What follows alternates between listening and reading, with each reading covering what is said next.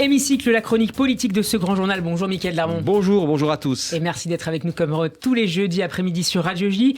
Emmanuel Macron a eu récemment 2 occasions d'évoquer la situation au Proche et au Moyen-Orient. D'abord avec la visite express de Yair Lapid à Paris il y a 2 semaines et celle de Mohamed Ben Zayed cette semaine. Et puis enfin hier avec le président de l'autorité palestinienne Mahmoud Abbas. Que faut-il comprendre, Mickaël, de la position de la France et quel rôle joue-t-elle ?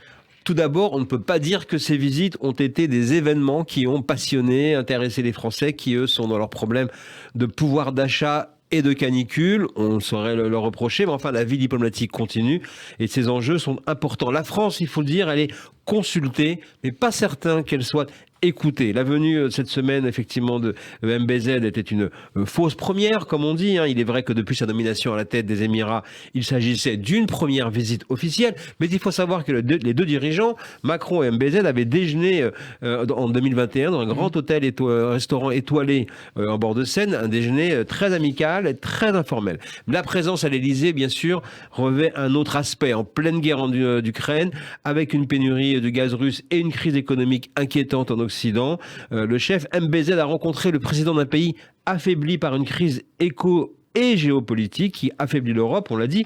Que peuvent les Émirats dans ce contexte? Soutenir l'économie française, essayer de plaider auprès des Saoudiens pour qu'ils augmentent leur production de pétrole pour faire baisser les prix, mais il n'est pas facile de porter donc effectivement officiellement un discours pro-pétrole alors que l'heure est à la transition énergétique et que les énergies fossiles sont ciblées par les écologistes. Donc les Émirats achètent du matériel à la France, en particulier dans le domaine militaire. Et puis bien sûr, il y a le dossier iranien. Paris dans les négociations avec l'accord donc sur l'Iran au sujet du nucléaire. Des négociations, vous le savez, qui sont difficiles pour les Émirats qui appartiennent au camp sunnite, c'est-à-dire ennemis des Iraniens chiites. C'est aussi l'occasion de vérifier la fermeté de la France au sujet du nucléaire iranien. Et à ce sujet, Mickaël, est-ce que la voix de la France porte ?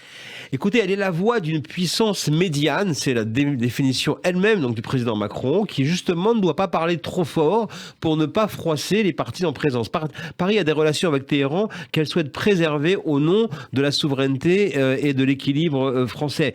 Donc il ne faut pas, par exemple, crier trop fort son soutien aux accords d'Abraham, cette normalisation avec Israël, portée par le camp sunnite anti-iranien. Israël reste l'ennemi absolu pour l'Iran, d'où la discrétion et je dirais le minimum diplomatique syndical sur cette nouvelle donne au Moyen-Orient que la France soutient du bout des lèvres. Et il faut dire, Mickaël, que les accords d'Abraham contournent la question palestinienne, ce qui est une révolution politique. Et c'est aussi la clé de voûte de la diplomatie française dans la région, d'où le problème.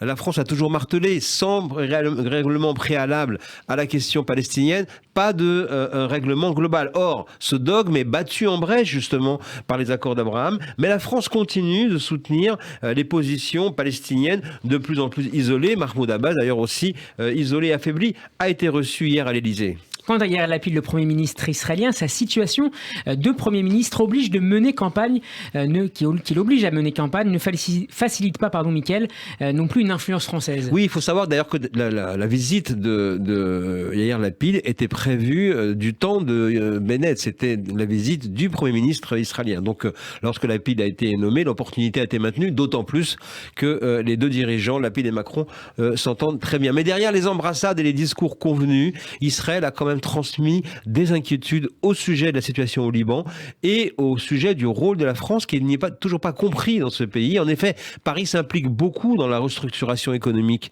du Liban et en Israël, on craint que cela puisse favoriser des factions hostiles au pays. Donc la France reste au Proche-Orient une puissance en retrait, en poste d'observation ? Oui, c'est étonnant alors que la région est en pleine expansion et que la France est d'ailleurs à la recherche de nouveaux marchés. D'autant que la situation de l'énergie donne également une nouvelle dimension à Israël. Il faut le savoir. Israël, c'est un État gazier qui assure déjà son indépendance énergétique en termes de gaz. Et maintenant, les réserves importantes permettent d'exporter via l'Égypte qui le transforme pour le vendre en Europe et notamment en France. Donc le tableau aujourd'hui de ce nouveau Moyen-Orient et Proche-Orient est le suivant. Israël vend du gaz aux Européens via l'Égypte. Les Émirats défendent la position d'Israël vis-à-vis du nucléaire israélien. Mais face à cette situation nouvelle, et je veux dire quand même encourageante, eh bien la France qui officiellement reste pour la stabilité, la coexistence et permet donc d'encourager les processus de paix, eh bien, reste en deçà de ces enjeux face à un Moyen-Orient